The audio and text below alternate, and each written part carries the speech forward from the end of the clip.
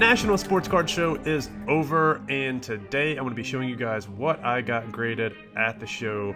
I have a PSA 13 card order that I'm going to run through, as well as a 1 card PSA crossover attempt that you've likely seen, and also some BGS cards that I have here. The show was amazing, guys. If you haven't had a chance to see my video, please check it out. It shows a full recap of the entire show and basically what I did on Saturday and Sunday, some of the cool people I met, some of the deals that I made. But today this is dedicated exclusively to grading, and I'm very happy to show you guys what I got. So if this is your first time here, definitely appreciate you clicking the video. Like, subscribe, comment. It really helps me, and I appreciate all the supporters out there, and anybody else who likes this content. That really helps to get this content out to other viewers. So definitely drop a subscription and also a like or comment down below. I love interacting with you guys down in the comment section. So here are the goods, and I will take it away. Meaning that I'm 1 for 2, and let's see which one we got. Boom. Unbelievable. There we go, guys. Finest gold refractor sub bump. We have a 2 out of 50 Otani Beckett 9.5/10 autograph. Beautiful. So, paid $500 to get both these cards graded. This one came back 9.5. Well worth it. Hopefully I get some good results PSA. Alright guys, about 1:30 of the show, and just got my Beckett box for my RCR that I dropped off.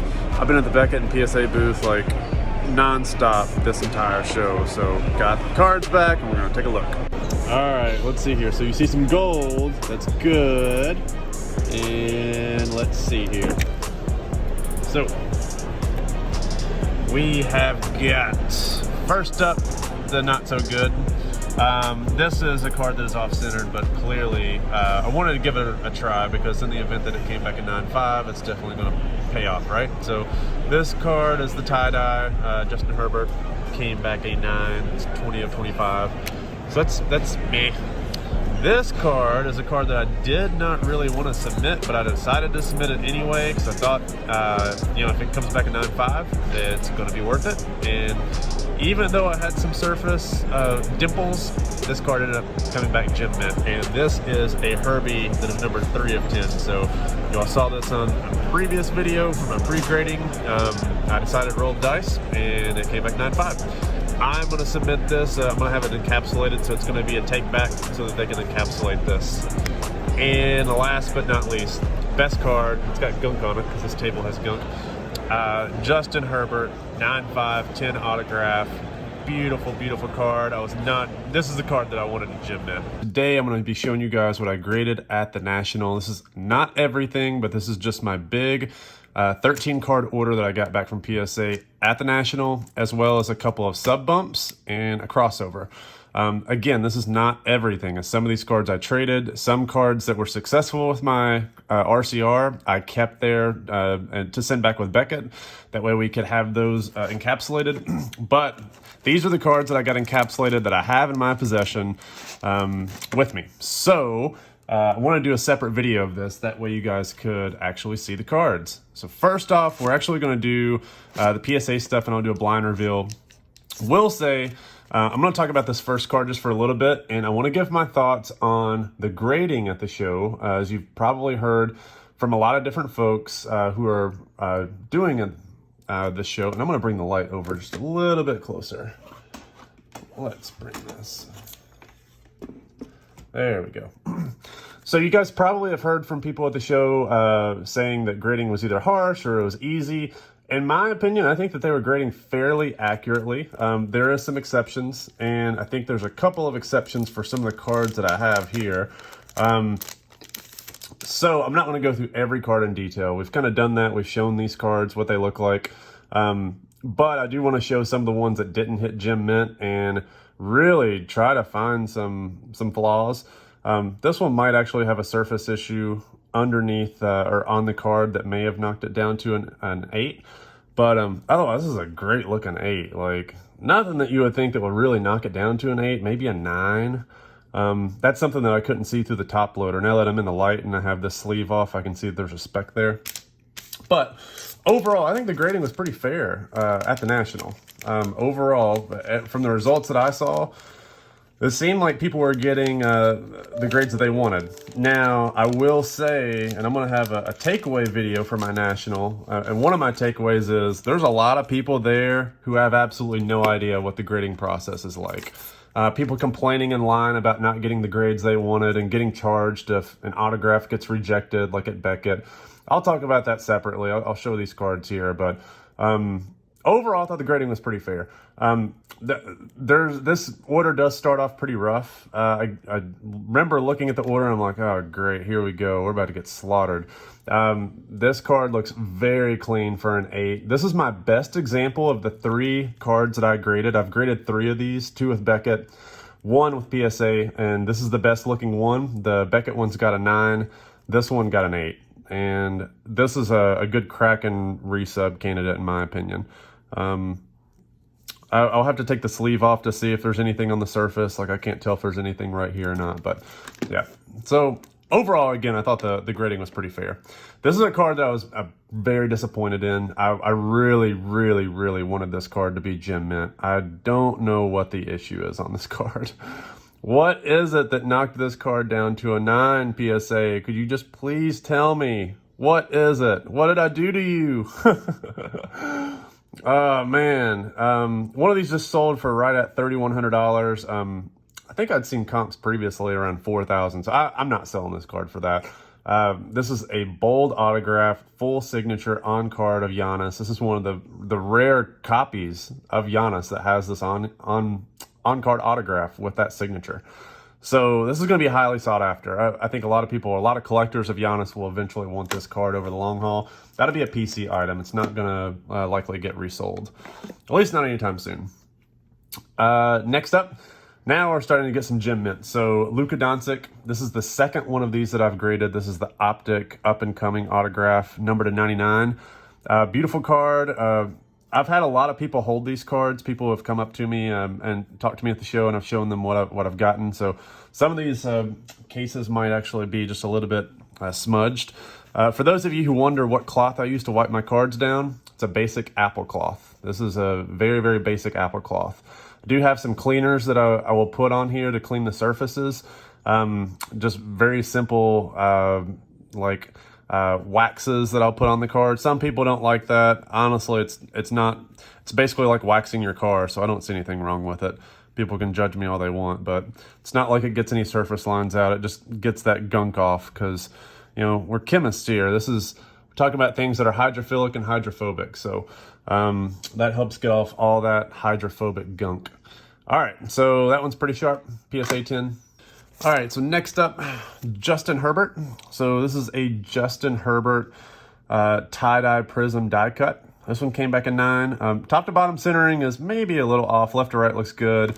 They nailed it on the back, but as I said in the other video, whenever I pre-graded these, there is a copy of this card online with a recent serial number, and I guess all of these have recent serial numbers because this is a brand new product that has this exact same centering on the back. So this, I think, may show the inconsistency of the grading. I mean, obviously, you're not going to get the same grader. Everybody's going to interpret the card differently, but to one grader one day, this could be a PSA 10. To another grader a different day, it's a PSA 9. So I think on this day, I got the PSA 9 grader. But again, overall, I totally get it. This is a human-run operation. It is what it is. So next up, I know this was a discussion item. In my last video, people were saying that there was a surface line on this card. I believe what they were saying, because there was a line either coming here or horizontally, that was part of the X-Fractor break. Now, it was not an X-Fractor line. There's a difference. The X-Fractor line is where the X-Fractor printing technology, it creates this humongous, thick line. It's not one of those. There are, you can see them subtly where there's small little lines that I think is part of that X-Fractor technology that is included in here. Now, having said that, even if there was an X-Fractor line, the thick line, PSA does not knock that, unless they've recently changed it, but that is a card that PSA interprets as being part of the printing technology. Beckett will knock that. Beckett will knock that down to an 8.5 surface. But PSA, if there is a line that goes through the card, PSA does not knock the surface for that. So that's something to keep in mind if you do have those cards. I've successfully crossed over Beckett 9s with 8.5 surfaces with those bars. I sent them straight in the slab with 8.5 surfaces, and they've crossed over. Man, I think I got some gunk on my cards. All right, next this is the big card. I'm glad that this one paid for the order. This is the Ohtani Orange Refractor Variation Autograph, number 25. Beautiful, beautiful card. I mean, this could have been a pristine candidate, to be perfectly honest.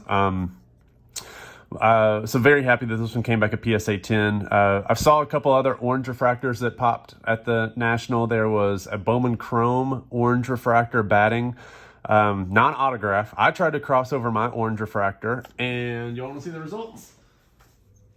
This is the results. This is my PSA graded. This is the second time I've submitted this card to PSA. And, oh, guess what? It's not in a PSA holder. It's in a Beckett holder. So yeah, this card did not pass authentication. So unfortunate. I wish that it really did pass authentication, but it did not. So it'll be in this Beckett 9.5 holder. I think I'm done playing that game, but hey, at least we've got some brothers here. These guys are our friends, right? So this is a really nice card. The last orange refractor that sold, this is not this version. It's a batting version from the complete set, sold for right shy of $10,000. So this is going to be the best card in the order by far.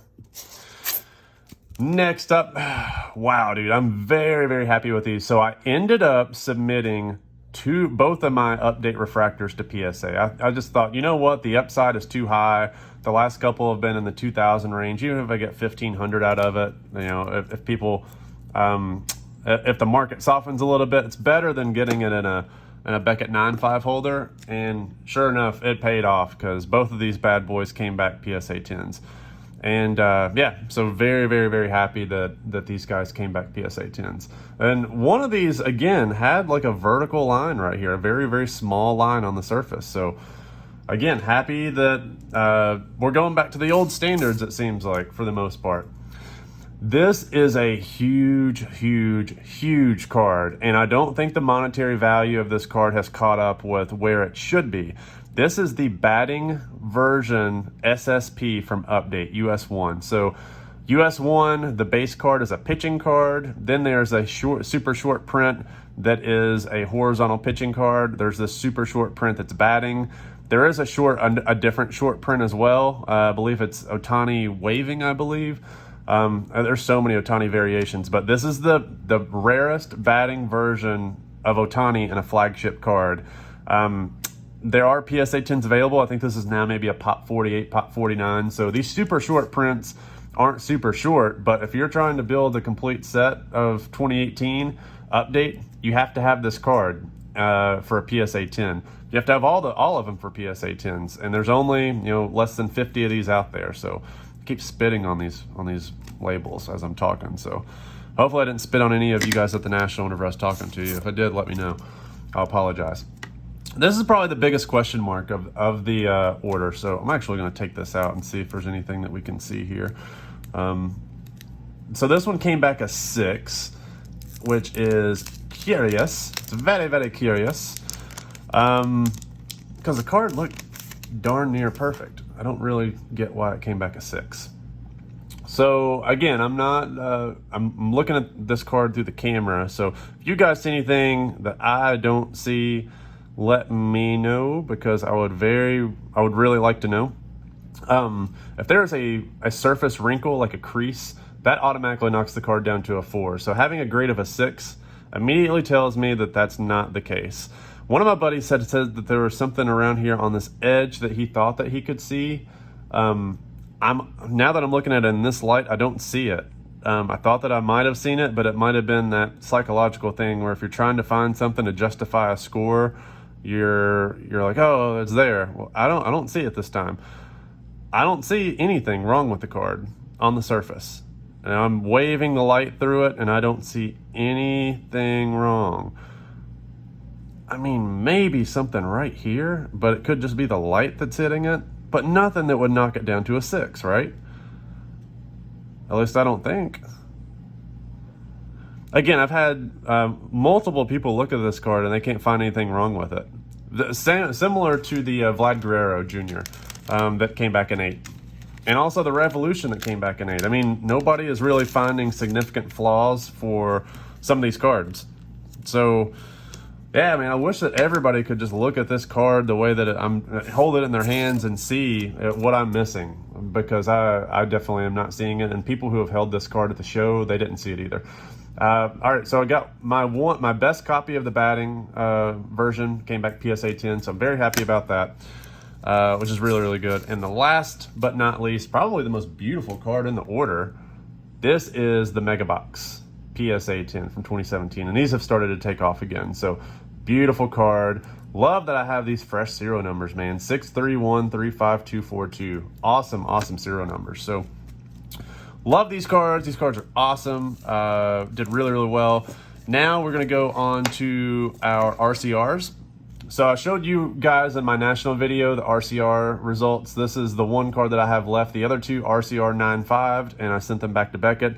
They were Justin Herbert autographs. One was a Prism Black Red autograph number to 99 that came back 9.5. And the other one was a Chronicles Score Gold autograph Herbert numbered to 10. It's either orange or gold, whichever one is numbered to 10. I thought it was gold, but I think it's actually orange, which is, I don't know, whatever the one number to 10 is. They came back 9.5 and I sent it back. And then this one, I was like, you know what, for $50, why not try it to see if they see that this is within tolerance or not, left to right centering. So there's a lot of rolling of the dice here just to see, you know, because if it pays off, it pays off in a big way. But this one didn't pay off, but the other ones did. So it made it well worth submitting this card, which is a good thing. Also, I guess I'll go ahead and show this in this video. I showed it in my pickups video.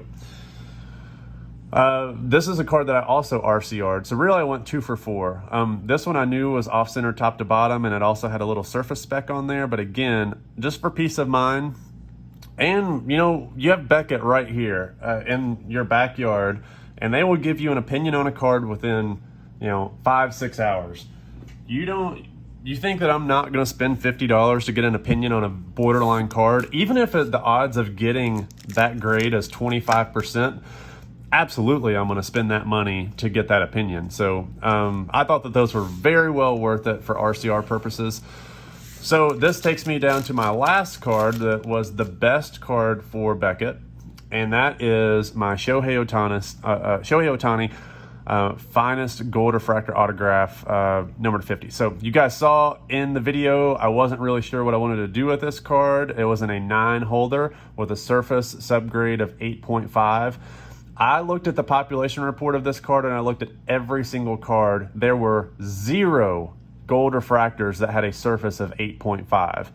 And my surface was clean. There was no reason why this card had an 8.5 surface before I submitted to Beckett and after I submitted it to Beckett. So I sub-bumped this in the case along with my Steph Curry autograph limited jersey numbered to 299. It was 0.5 away also. It had 9 corners and 9 surface. This was the only one that bumped, but I'm happy. I paid $500 to have both of those cards reviewed, and this one got bumped up to the grade that it deserves. Now, did the Steph Curry deserve to be a 9.5? I don't know. I could see where the corners deserve a 9. The surface, I probably disagree. I would have to have the card raw again to see, because it is very difficult to look through these sleeves. But very happy that this one came back a 9.5 with a 10 autograph. So, overall, I have some really, really, really strong Ohtanis now that have been graded by Beckett, and then also a really, really, really nice one. It's graded by PSA. So some really nice Ohtani color that has come back. And again, just looking at the financials of these cards, I paid $800 for this card. I paid $500 for this card. And I paid right at $7,500 for this card. Now, since then, I've paid a ton of money to have this card graded and re-reviewed. $2,000 at the National to get reviewed, failed. Super Expressed, it came back a PSA 9. So PSA has deemed this card to be a PSA 9. They're just flat out refusing to give it a 10.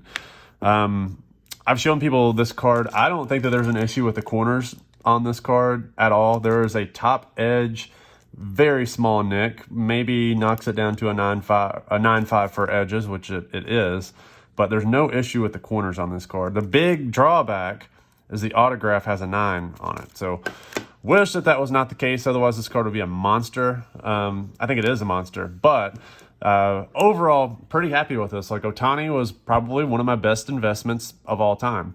So I can do a separate video on that in terms of, being the best investment ever, specifically this card.